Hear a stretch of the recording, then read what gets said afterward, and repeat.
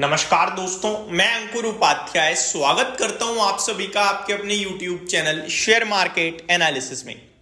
दोस्तों यहां पे आप सभी के साथ बात करने वाला हूं जिस चीज का आप सभी को हम सभी को इंतजार है वो ऑलमोस्ट नियर है आपके और हमारे। एंड आई थिंक डिसीजन भी सबको पता है। आरबीआई पॉलिसी होने जा रही है दोस्तों 4 से 6 दिसंबर के बीच में, और पॉलिसी का आउटकम जो होगा, आउटकम आई थिंक रिजल्ट सबको पता है, लेकिन RBI governor Shaktikanta Das ji commentary में क्या बोलते हैं वो बड़ा इंपॉर्टेंट होने वाला है। उनका हाव भाव कैसा रहता है, आगे को लेकर क्या आउटलुक देते हैं, that is more important than the result. क्योंकि रिजल्ट सबको पता है कुछ नहीं होगा, no rate cut at all, कोई रेट कट नहीं आने वाला है इस समय। आप खुद सोचो कैसे रेट कट आ सकता है जब आपका इन्फ्लेशन हायर लेवल्स पे आ रहा है। नो डाउट आपकी जीडीपी कह रही है कि रेट कट करो, जरूरत है कंट्री को, लेकिन आपका inflation much higher than your expectations है इस समय। तो आपकी उम्मीद से जब काफी ज्यादा इन्फ्लेशन होता है देन उस समय आप रेट कट नहीं कर सकते हो। तो ये मार्केट को दिख रहा है कि आप रेट कट नहीं कर सकते हो। रेट कट करने के लिए फर्स्ट ऑफ ऑल आपको अपने इन्फ्लेशन को कंट्रोल में करना होगा, जो कि अभी तो आउट ऑफ कंट्रोल है।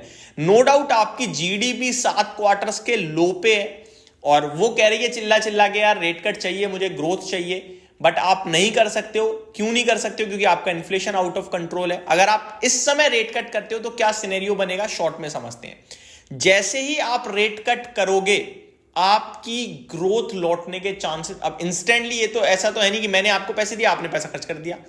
मार्केट विल रिएक्ट स्लोली, बहुत धीरे इस पे रिएक्ट करेगा। जो इकोनॉमी स्थिति पे लेवल पे बात करूं तो धीरे धीरे धीरे लोगों तक पैसा पहुंचेगा, लेकिन इस बीच में इन्फ्लेशन सडनली स्पाइक कर जाएगा। वो कंट्रोल करना बड़ा मुश्किल हो सकता है। इसलिए कहीं ना कहीं अभी हम लोग रेट कट के बारे में बिल्कुल भी प्लान नहीं कर रहे हैं। अभी केवल और केवल हमारा फोकस होगा कैसे हम इन्फ्लेशन को कंट्रोल में करें, और आरबीआई गवर्नर शक्तिकांता दास जी क्या कहते हैं उस इन्फ्लेशन को लेकर वो हमें क्लोजली वॉच करना होगा। अब मैं एक एक करके आपके साथ कुछ बड़े ट्रिगर्स शेयर करना चाहूंगा दोस्तों, जो इस वीक आपके लिए काम करते हुए दिखेंगे। पहला मैंने बहुत ही अच्छे से आई थिंक मेरे हिसाब से मैंने आपके साथ शेयर किया आरबीआई पॉलिसी, उसमें क्या चीजें हो सकती हैं, किस पे हमें फोकस करना है और किसको हमें बिल्कुल नहीं सोचना। वो है डिसीजन सबको पता है, लेकिन उनकी कमेंट्री, उनका हाव भाव आगे को लेकर वो बड़ा इंपॉर्टेंट होने वाला है। पहली आरबीआई पॉलिसी है दोस्तों जो कि 4 से 6 दिसंबर चलेगी। 6 दिसंबर को आउटकम हो जाएगा। 3 दिन की आरबीआई की पॉलिसी होती है। लेट्स सी क्या आता है क्या नहीं आता है। यहां पे लिखा हुआ है inflation climbed much above the RBI's target of 4% at 6.21%।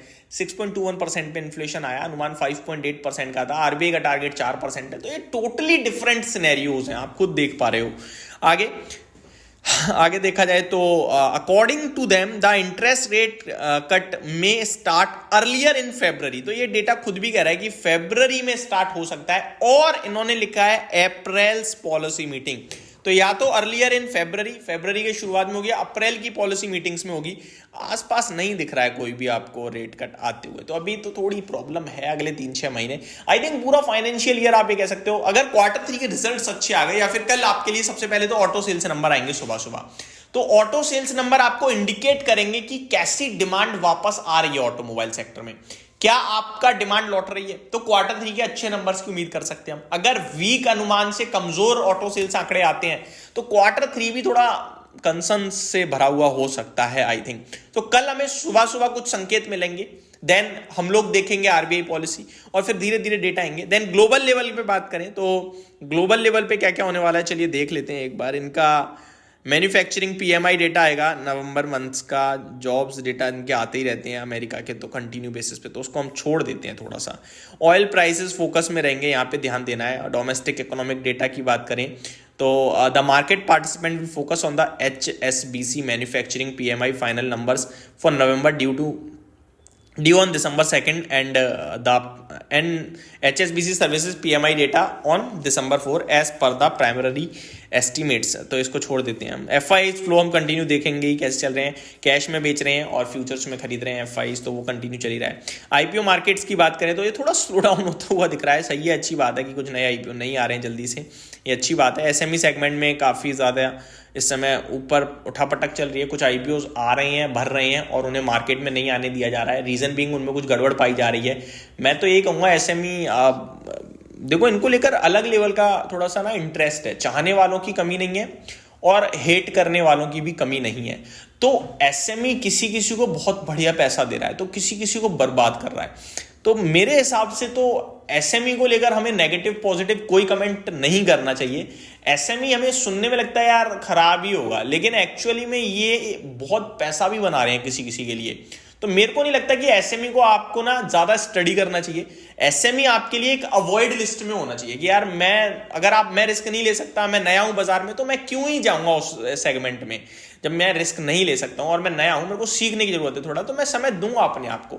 SME for those I think जो मार्केट में लंबे समय से हैं, जो चीजें समझ रहे हैं, जिन्हें मार्केट में ट्रैपिंग और तेजी और एक्चुअल फिगर कर सकते हैं वो कि चीजें क्या हैं, तभी आपको फिगर आउट कर पा रहे हो, तभी आपको एसएमई की तरफ ध्यान देना चाहिए। अदरवाइज आप अवॉइड करो। मार्केट में 7-8 हजार शेयर है, उनको पढ़ लो यार, कहां कहां घूमते रहते हो। आगे बढ़ते हैं दोस्तों। इंडिया विक्स की बात करें तो वो आपके लिए उठापटक कंटिन्यू जारी है, but I think market settle down होने की कोशिश करेगा, रेंज बाउंड होने की कोशिश करेगा। खराब जीडीपी पे फोकस मत कीजिएगा क्योंकि वो Q2 का है, उस पर हम ऑलरेडी रिएक्ट कर चुके हैं। हमारे लिए मेन फोकस होगा कल ऑटो सेल्स नंबर जो हमें आगे का डायरेक्शन देगा। उसके बाद नेक्स्ट वीक आई थिंक आपके लिए इन्फ्लेशन डेटा जीडीपी नंबर आएगा नवंबर मंथ का, वो हमारे लिए इंपॉर्टेंट होगा आई थिंक। तो ये सारी चीजें जो हमें फोकस में करनी और रखनी चाहिए इस समय। तो ये मेरी तरफ से अपडेट थी, होप आपको जानकारी अच्छी लगी होगी। Thank you so much for watching this video, have a great day guys.